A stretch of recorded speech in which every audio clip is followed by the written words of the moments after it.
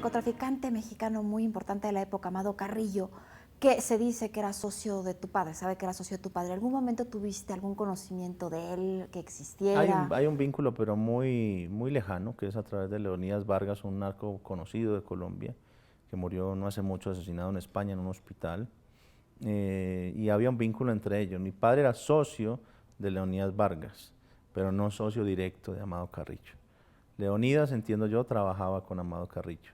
Eso no quiere decir que no estén vinculados, pero sí estoy siendo muy claro en cómo era la relación. Porque paradójicamente Amado Carrillo acaban descubriendo muchísimo dinero del narco mexicano en Argentina, donde ustedes llegan años después. Ah, pero eso sí, ya, el dinero del narco hay en todos los países del mundo. El que diga que no tiene dinero del narco del país no sabe en qué planeta se encuentra. Pero lo que sí es un dato que después de la muerte de tu padre, después de la deportación de los líderes del cártel de Cali, los narcos mexicanos se fortalecen en ese momento porque se debilitan los liderazgos en Colombia. Claro, no queda Y de nadie, se ser, y de matan ser entre todos. transportistas se convierten en jefes también aquí en Exacto, México. ahí se invirtió todo cómo funcionaba antes. Colombia era el empleador de los carteles mexicanos, ahora es a la inversa. A ver, decía Viviana, para comenzar la segunda etapa de todo esto, termina esa reunión, te perdonan la vida, ¿y Me qué invitan haces? incluso a que me quede a vivir en Cali. Eso me parecía ya una Ibas a ser locura. un rehén, digamos. ¿Qué es Ya uno lo, no sabía en qué condición se quedaba, bueno, pero Pero también te qué estaba sucede persiguiendo la después? policía en ese momento, ¿no? No solo es que te indultaran los del Cali, sino también es que los también era la policía. enemigos, ellos eran los grandes jefes del resto de nuestros enemigos. O sea, lo que ellos dijeran tenía que cumplirse. Incluso a la policía misma estaba, digamos, subordinada a lo que ellos dijeran. A ver, ¿qué es lo que comienza después? Es Bueno, todo una odisea. lo que comienza es que está por terminar la reunión y yo les digo, señores, yo me quiero ir del país, yo no quiero quedarme en Colombia para estorbarles en ningún sentido, ni para que yo signifique una molestia, una amenaza, o absolutamente nada, me quiero ir a educar, quiero escapar con mi familia, quiero vivir tranquilo, no quiero ningún tipo de lujo ni de privilegio, simplemente me quiero ir. Pero Pero paradójicamente ningún país quería recibir a la familia de Pablo porque Escobar. ellos mismos, yo les digo, ustedes mismos fueron los que más ayudaron con el gobierno nacional y Estados Unidos a que el mundo entero nos bloquee la salida del país. Yo me acercaba a comprar pasajes a las aerolíneas y me decían, a usted no le vendemos. Y yo le dije, ¿pero por qué? O sea, ¿cuál es la orden judicial? No, no hay ninguna. ¿Y cuál es la orden? No, no, a usted no le podemos vender. Bueno, y una historia que a mí me gusta mucho, en toda esta coyuntura, siendo uno de los hombres más perseguidos, todavía con tu papá vivo, conoces una novia, te enamoras perdidamente de ella y se va contigo. Es como si ahorita la hija de cualquiera de nosotros me dicen, ¿sabes qué? Me voy con el hijo del Chapo Guzmán ahorita que lo están persiguiendo. O sea, Ujú. Sí, pues una locura. Yo le digo que ella es pues, una especie de como de kamikaze, ¿no? Porque no le encuentro otra explicación a ese. Abandonó todo por mí, su familia, sus afectos, su universidad, su identidad también se cambió su identidad. Bueno, es un amor que perdura y sobrevive y pues pasó las peores pruebas que te pero tu puedas madre imaginar. va a hablar con su mamá, ¿sabes qué? Sí, se viene con nosotros esta niña Andrea, vas la novia de mi hijo. ¿Qué te dijeron tus suegros? ¿Qué te dicen hoy? No, pues hoy están contentos de saber la persona que soy, pero en ese momento por supuesto que tenían todas las dudas de en qué me iba a convertir yo. Tampoco yo sabía en quién me iba a convertir. Estaba muy en el filo del peligro de terminar repitiendo la historia de mi padre por los mismos problemas de seguridad que teníamos. Y Es por muy la, fácil sacar una banderita blanca de la paz cuando nadie te está disparando, pero cuando todos te disparan y todos te quieren muerto, ahí es donde cuesta más sacar la ¿Disparaste? mano. No, no fue necesario. superar los deseos de venganza es uno de los sentimientos más difíciles, más complejos que puedes tener. Yo creo que eso ocurre también gracias al perdón, ¿no? No solamente el perdón yo lo entendí como una herramienta muy sanadora que termina evitando que perpetúes en el tiempo el dolor que te ha causado el victimario. En el caso de estos diálogos que ocurrieron con el cartel de Cali, con muchos enemigos de la peor clase, creo que fueron muy sanadores porque terminaron liberándonos de esos odios hacia ellos y entendiendo que estos eran conflictos que no tenían que ver con cuestiones personales, tenían que ver con cuestiones entre mi padre y ellos. Y había que empezar a desvincularnos de alguna manera de esos sentimientos. Por supuesto, esa violencia también nos alcanzó a nosotros. La bomba que puso el cártel de Cali explotó en mi casa y yo estaba ahí. En el Y estaba edificio Mónaco. en el edificio Mónaco en el año 88. Entonces, que fue la primera bomba de la historia de Colombia.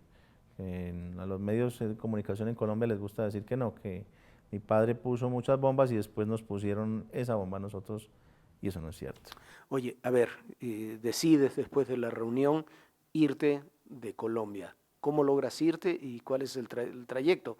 Cuentas en el libro, hay hasta una etapa ahí de Mozambique de locos, ¿no? Sí, bueno, encontramos que la única manera de poder recuperar el derecho a la vida y a la educación era cambiándonos la identidad, porque ya las instancias diplomáticas estaban agotadas, el mundo seguía cerrándonos las puertas, el Vaticano, Cruz Roja Internacional, Naciones Unidas, todas las delegaciones diplomáticas que estaban en Bogotá, ninguna nos dio asilo, ni refugio, ni ninguna figura que les llame la atención o nombre. Estábamos llenos de material que ilustraba todos los derechos a los que teníamos, valga la redundancia, derecho, pero ninguno funcionaba. Entonces no nos quedó otra que cambiarnos la identidad, le pedimos a la Fiscalía que nos ayude, al principio se negaron y nos tocó pues no amenazarlos, pero sí prácticamente decirles si no nos ayudan vamos a revelar todo lo que sabemos, pues porque no nos están dejando alternativa. A ver, en este entonces, ¿ya se habían cambiado la identidad o fue un poco antes cuando intentan abordar un avión para salir del país porque sabes que los pepes ya te quieren matar? Eso es en Alemania, eso estaba antes. vivo mi padre, Todavía estaba vivo. Pablo. todavía yo no me había cambiado. Ya no. ahí todavía se querían ir ustedes, ya los quería mandar fuera del país y no pudieron. Ellos tenían, mi padre tenía la idea de que nos quería sacar, obviamente para protegernos de todo mal, y en Colombia tenía mucho miedo a que nosotros verdaderamente lográramos salir del país, porque eso implicaría una destrucción total para el país. Mi padre sabía que lo único que le impedía destruir el país era que nosotros estábamos adentro. Sí, era la única ancla que tenía para todo esto. Exactamente, por eso siempre las autoridades lo sabían y nos querían obligar a regresar de manera permanente. A ver, entonces, ¿cómo salen de Colombia? Cambiamos la identidad y eso nos permite empezar a planear un viaje. En el medio del cambio de la identidad aparece Mozambique, representantes del gobierno de Mozambique ofreciéndonos refugio en ese De país. todos los países, Mozambique, el más horrible de todos. El más difícil, el que estaba viviendo la peor historia en ese momento. Y nosotros ni sabíamos ni dónde era, no había información.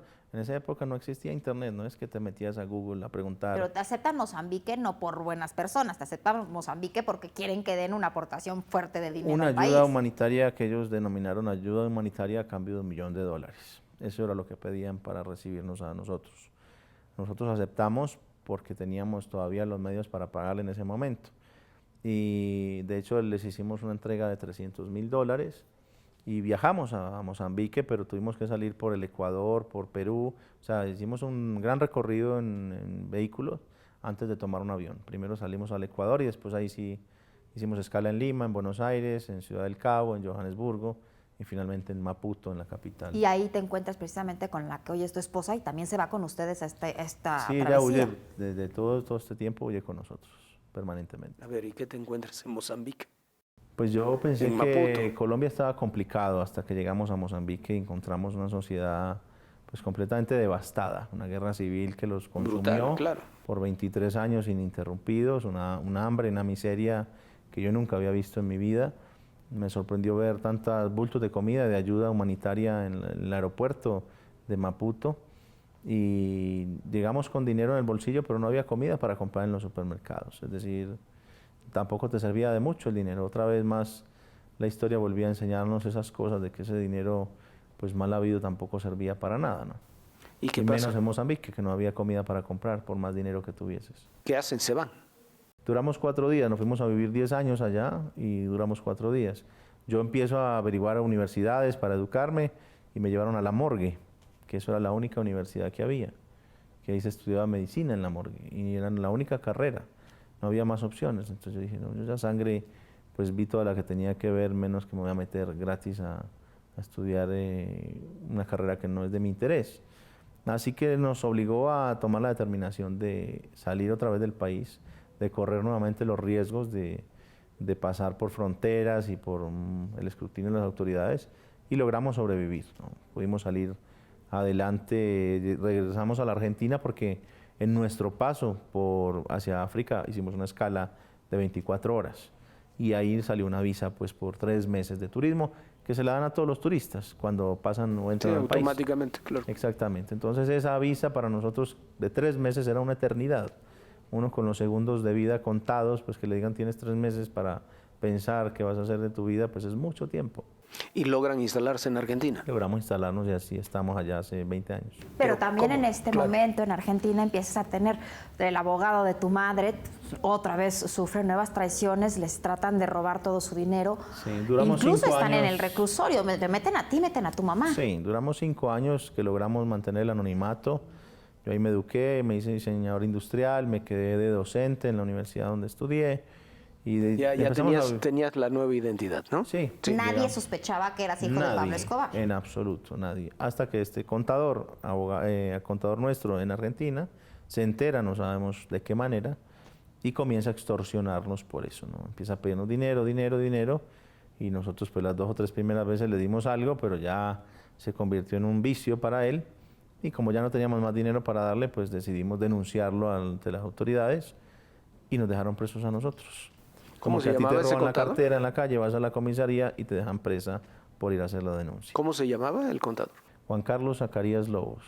Pero también hay un fiscal ahí que está en contubernio con él, ¿no? Hay varias personas, uno que es el abogado, su representante, que es Víctor Stinfale, y el juez de la causa, Gabriel Cavallo, que ostentaba el título de ser uno de los grandes defensores de los derechos humanos en Argentina, pero con esta causa demostró que era todo lo contrario. ¿Y qué es lo que sucede? Terminan incluso en la cárcel un tiempo, tu madre y tú, ¿y qué es lo que sucede después? Pues 7 años después de procesos judiciales de toda índole, la Corte Suprema de Justicia Pero Argentina no fueron nos 7 absuelve. años, ¿no? Que estuvo tu mamá en el reclusorio. 2 no, años. sí. 2 años. Pero a los 2 años ella sale y a los 7 años que termina el proceso nadie le dice nada, simplemente la dejan ir y ya. Usted perdone. Ni perdone No, claro, siquiera, sí. váyase. O sea, no moleste más. Pero desde entonces no han vuelto a tener problemas. Y espero que no, porque pues, ya nos han esculcado muchas veces y lo que quedó demostrado en esta causa es que el origen de nuestro dinero con el que llegamos a la Argentina, demostramos peso a peso, centavo a centavo, cómo habíamos llegado, de dónde había salido y que no tenía ningún vínculo con las actividades ilícitas de mi padre. Justamente pues porque no tenía manera, ya nos habían despojado de todo el dinero antes de salir del país. Porque una de las leyendas en Argentina, digo leyendas porque es eso, es que ustedes le dieron la residencia porque llegaron con una gran cantidad de dinero que le dieron, en la leyenda figuran hasta los nombres, a personajes del gobierno argentino. Eso es absolutamente, si nosotros hubiésemos tenido ese dinero, nos comprábamos un país para nosotros. No le íbamos a dar plata a un gobierno por ahí. Hay muchos países en venta y no teníamos el dinero para pagarlo y además sabíamos que si entrábamos en esa lógica de la corrupción, nuestra estadía en cualquier país iba a estar siempre muy débil. De hecho, nosotros tardamos como 5 años en obtener el primer papel de residencia en Argentina. Es decir, si hubiésemos llegado con dinero para el gobierno, pues a los 15 días teníamos pasaporte y nacionalidad. Mínimo hubiésemos exigido eso a cambio del dinero. Pero ¿cómo íbamos a haber dado dinero si tardamos 5 años en el primer permiso? ¿Y de No. los edificios estos que habían quedado a nombre de ustedes, que ya los del cártel del Cali les habían dicho que se los quedaran, todavía los tienen en Colombia? Están en las manos de las autoridades, todos ellos se quedaron con eso. Y lo más triste no es que se hayan quedado con el dinero y esas propiedades. Lo triste es que se lo repartieron entre los políticos, no repararon a ni una sola de las víctimas de mi padre y hay miles. ¿Quién de los políticos se quedó con eso? Hay muchos políticos en la cárcel y pues no me corresponde a mí señalarlos, pero claramente todos tienen una responsabilidad ahí. Todos fueron los que crearon las leyes de extinción de dominio. Hay una entidad que se llama la Fiscalía General de la Nación que tiene responsabilidad sobre esos bienes y hay un ente que se llamaba, pues era como que acumulaba todos los bienes del narcotráfico y hoy los directores de esas entidades están en la cárcel porque vendieron, dilapidaron esa fortuna y no repararon a ninguna víctima y se la repartieron entre los políticos. Ninguna de esas propiedades le dieron un buen uso y había millones de dólares representados en esas propiedades para reparar a muchas víctimas y para repararlas bien como merecían. Oye, un poco para concluir, hay algo que tú decías antes cuando comenzamos esta entrevista, que más allá de la violencia que generó el cártel de Medellín, que generó el cártel de Cali, tu padre, hay este capítulo de cuando el Estado decide aliarse con quien sea, como sea, crear a los tristemente célebres paras allá en Colombia, que es lo que detona como nunca antes la violencia. Como Miles nunca. y miles de muertos con heridas que todavía no terminan de cicatrizar, a pesar de que los dirigentes de los paras también están detenidos. Y un crecimiento exponencial de esa violencia. O sea, si ya Colombia se creía que estaba siendo un país hiperviolento en ese momento, cuando estaba vivo mi padre, después sí que lo fue, por esa triste alianza entre los narcos, las mafias y el Estado colombiano. Yo me quedo de esas experiencias con una frase de uno de los hijos de Galán, que decía que cuando el Estado se aliaba con los mafiosos y con los delincuentes para perseguir a otros delincuentes, pues lo más triste era que ya no sabías de dónde venía el peligro después. Y ahí se deslegitima el accionar del Estado, pierde autoridad moral cuando quiere imponer su propia autoridad, porque ya los bandidos ven al Estado como un bandido más. Entonces nunca lo van a reconocer. Mi padre veía al Estado colombiano como otro bandido más con el cual él se estaba enfrentando. Y en parte tenía razón. Cuando él dio la orden de matar a los policías en Medellín y murieron 500 en un mes, pues los que más policías mataron fueron los propios policías, no su gente, porque era más fácil para ellos vender a sus compañeros. Entonces, fíjate cómo se han vaciado los valores humanos en Colombia por esa guerra, por esa corrupción, por esa avidez de dinero, y termina deslegitimándose el accionar del Estado, pues porque claro, pues un Estado que pone bombas, un Estado que secuestra, un Estado que tortura, que asesina, que despedaza personas y que las desaparece, pues no parece un Estado, parece un bandido utilizando las instituciones de un Estado para hacer su delincuencia, para hacer su diciembre, ¿no? A ver, una reflexión final 25 años después. No ha cambiado nada en absoluto en el tema de las drogas en el mundo, por más que nos han anunciado que mataron a mi papá o que se suicidó, que detuvieron a todos los del cártel de Cali, a todos los del cártel del norte del Valle, a todos los de los cárteles de México. ¿Cuándo ha faltado droga en las calles? Nunca. ¿Cuándo ha subido su precio porque supuestamente vamos bien en la lucha contra las drogas? Nunca. Al contrario, todos los días aparecen sustancias nuevas, todos los días hay más corrupción, más venta de armas, la guerra se sigue exacerbando en contra de los latinoamericanos y en favor de los poderosos que la consumen, que la pagan bien y que proveen de los químicos y de las armas para que esas sustancias puedan existir. Entonces, mientras no se cambie la mirada frente a este mismo problema, el mundo se tiene que preparar porque van a seguir naciendo muchos Pablos Escobar. Juan Pablo, ¿por qué este miedo a la extradición, que finalmente fue lo que desató esta gran guerra entre tu padre y el Estado de Colombia? ¿Por qué lo estamos viendo? A lo que más miedo le tienen los criminales es a ser extraditados. Pues mira qué paradoja, ¿no? En el momento en que mi padre es fundador del grupo Los Extraditables en Colombia, donde acuña la frase preferimos una tumba en Colombia a una cárcel en los Estados Unidos, hoy yo te diría que ese temor ha desaparecido por completo, porque los Estados Unidos lo que están haciendo es reclutando narcotraficantes para quedarse con todas sus fortunas y dejarlos salir muy rápidamente de las cárceles, mucho más rápido de lo que salen en Latinoamérica por los mismos delitos. Es decir, que se está deslegitimando la figura de la extradición y en Colombia hoy prácticamente todos quieren ser extraditados. Antes preferían morir antes que ser extraditados, pero hoy todos prefieren pagar el pasaje para llegar de primeros a Estados Unidos y hacer una negociación rápida con las autoridades allá, donde a cambio de dinero y muy pocos días de cárcel, pues salen tranquilos y viven normalmente y les dejan que se queden con parte de sus fortunas. Pero vemos, por Así ejemplo, personajes como el Chapo Guzmán, que ha hecho todo para no ser extraditado. Pues hay personas que le tendrán más miedo a eso que no, pero la gran mayoría de narcotraficantes de hoy de Colombia están siendo extraditados y gustosos, piden a las autoridades de que por favor los extraditen y que si ellos tienen que poner el combustible para que los lleven allá, pues lo pagan ellos porque saben que les está yendo mucho mejor en las negociaciones con los estadounidenses que con las autoridades latinoamericanas. Es decir, que esto es un triste mensaje para los jóvenes porque también se les está diciendo, pues parece ser que ser narcotraficante sí paga, porque te extraditan, entregas a uno o a dos amigos, te entregas parte de tu dinero y te quedas viviendo con visa por el resto de tu vida y tranquilo en Estados Unidos, feliz. Y otra cosa, que bueno, sí esta declaración sí te sorprende, pero otra cosa, ¿qué piensas ahora que ya, bueno, Pablo Escobar, hay una manía de Pablo Escobar, hay series, hay libros, hay cosas, la ex amante de tu padre saca un libro, el ex sicario también?